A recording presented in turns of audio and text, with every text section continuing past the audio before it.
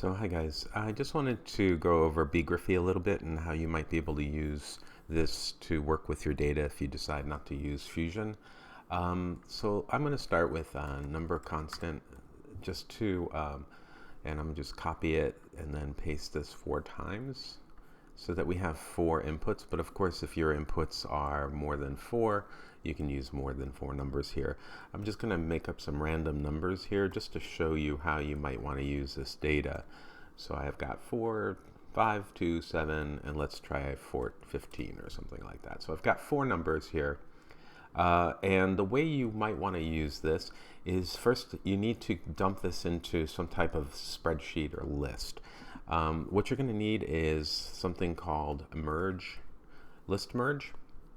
And this allows you to dump the first number in here, the second number in here. You'll notice you need more, so by clicking here you can add a couple more ports. So the third number and now the fourth number, and you'll see right away that you've got a list now of those 4 values. At this point you can start playing with this this list of data here. So for instance, you might want to do, just for fun, populate 3D.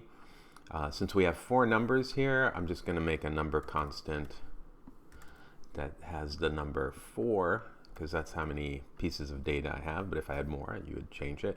And say I've got 4 things, so I'm going to do that for my populate. So now I've got, as you can see down here, 4 points in space, right? They are located 50 units away from each other, but I can change that if I wanted to. I could do a number constant and then make that number like say 10. So, and then the width, the height, the length, and the height would make those, you can kind of see those points now are much closer together. You can change your seed, obviously, to change the way that these points are arranged. Now, because I've got this list of things and I've got 4 points, maybe each of those points will be a cube or something, or a box, right? So I'm going to just select 4 boxes, you can kind of see, and they're all going to be centered on those points. All right. But now, because I've got these 4 numbers, I can take that list and put it into the width, the height, and the length. And now I've got 4 different boxes, you can kind of see, and they all kind of overlap in some weird way. But the nice thing is if I change this 15 to 6, you can kind of see now these boxes are now different. Another thing we could do with populate that we did in class, for instance, was to use this Delaire edges, sorry, and to connect. I'm going to just turn off the boxes so you can see. You can see that they connect those points together, right? And that gives us some lines, right? And then what we could do with these lines is put them, give some piping. So I could do something like double click here, pipe, like we did in class, and then I can pipe those lines, make the radius smaller. I'm going to just copy this number constant and paste it over here and use it to make my radius for my pipe and change that to 1.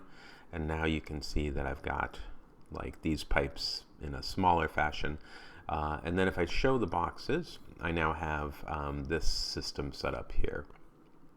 Not that this is what you want. They don't have to have boxes. You could do spheres, right? So you could take the origin of those spheres and have those be the, just going to hide my boxes here. You can have the origin of those spheres be on those points, and you can change the radii to be that list of 4 different values. And now if you change this to like 2, you'll see one of the balls actually changes to 2.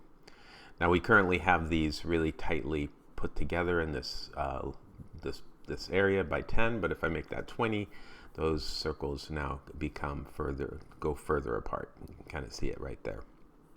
Okay, the main thing is to take those constants, right, and then add them to this list merge. And then this list merge this system right here, I'll just go ahead and make a folder.